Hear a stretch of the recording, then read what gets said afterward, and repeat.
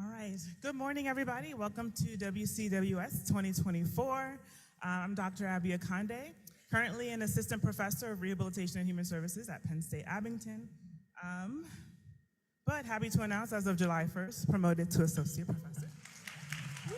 Thank God. And today I'm going to be presenting on vocational rehabilitation as a path toward human flourishing for women with disabilities in global contexts. And so I'll be briefly providing an overview of some of the global concerns for women with disabilities, also talking about what vocational rehabilitation is for those of you who are not aware, and also introducing the concept of flourishing as a vocational rehabilitation objective, and then what next? How can we use this information? So 20% of women globally have a disability or chronic health condition. And I'm going to use the Americans with Disabilities Act's definition of disability.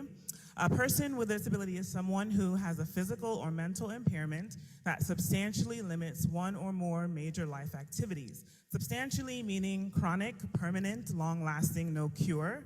And when we talk about major life activities, we're talking about the things that depending on your developmental stage, you're expected to be able to do independently.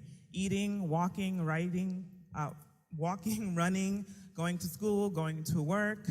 And so if your health condition impacts this, it's considered a disability. Having a record of such an impairment, so one example would be a condition such as cancer, which technically does not have a cure and has exacerbations and remissions, so it can come back at any time, even though in present day, a person may not be experiencing symptoms. And I think the interesting part of this definition is being perceived by others as having an impairment. So in the States, you can actually be protected under the ADA if you don't have a disability, but something about your physical presentation makes people believe that you might have one. And so, for instance, if somebody is experiencing, sorry, it's cut off, visible burn scars, people might perceive them as having a disability and discriminate against them for that reason. Let's switch gears to international legislation. The Convention on the Rights of Persons with Disabilities, the CRPD, is an international UN treaty that most of the world has subscribed to and ratified.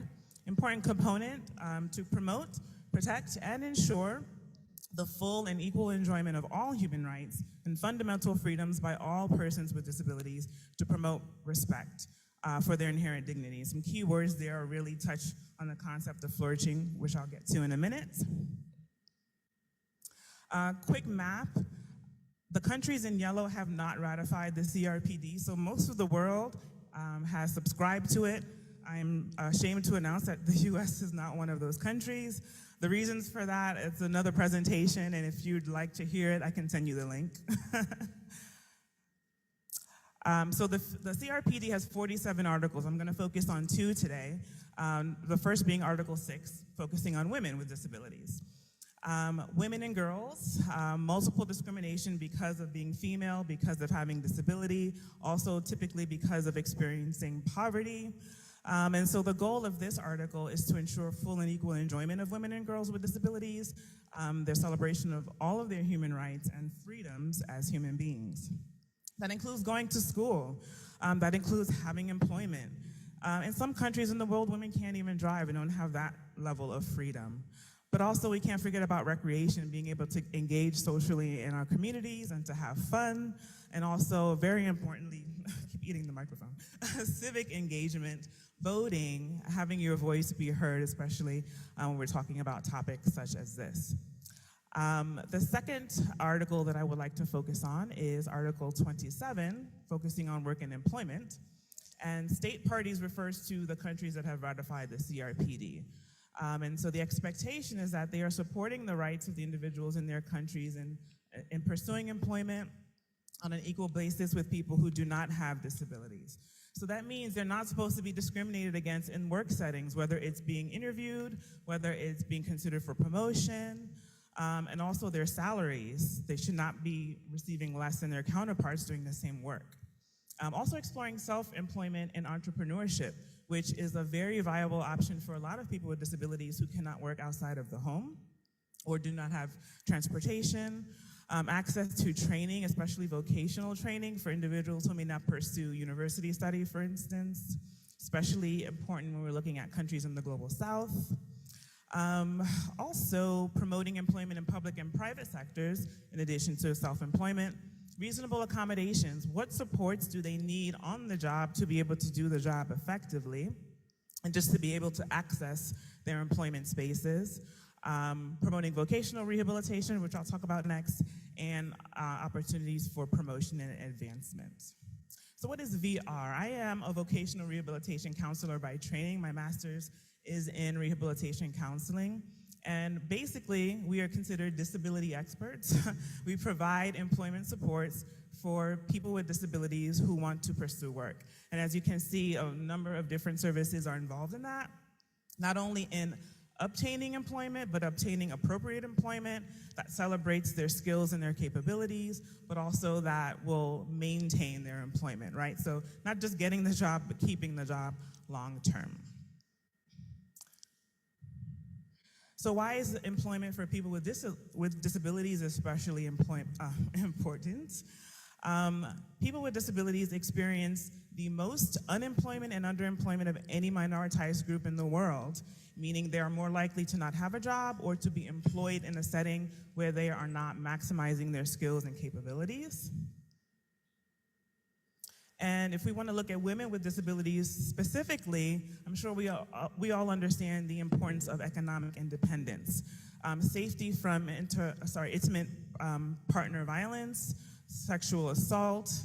It promotes literacy and education, positive health outcomes, not only for the woman, but if she's married and has children, the implications on her family as well are positive. Reproductive justice, which has already been talked about today, and just overall whole health, physical, mental, and spiritual.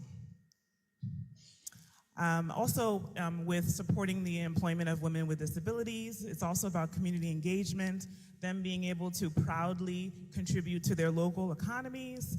And, you know, when you meet somebody for the first time, what's your name? Where are you from? What do you do?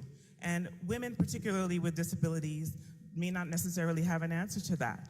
We all come from parts of the world, different parts of the world, but one of the commonalities is the pride that we have in being employed and being self-sufficient and earning money, excuse me, and having some level of independence.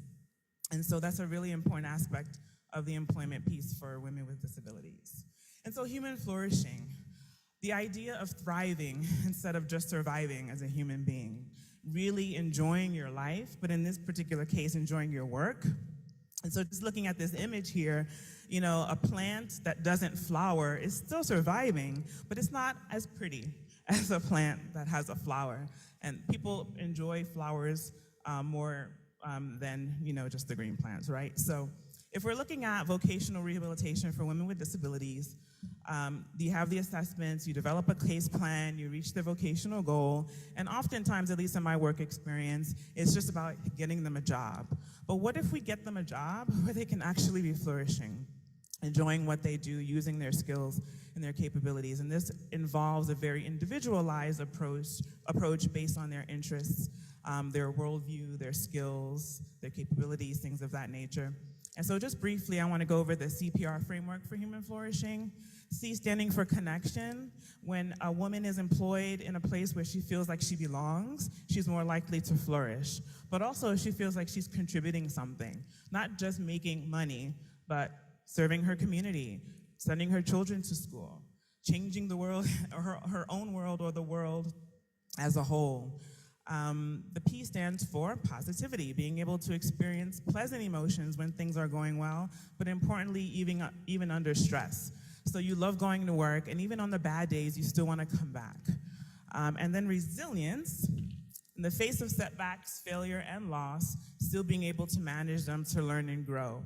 And so making a mistake on the job, having a conflict with a colleague or a boss, still feeling like they can succeed at what they do.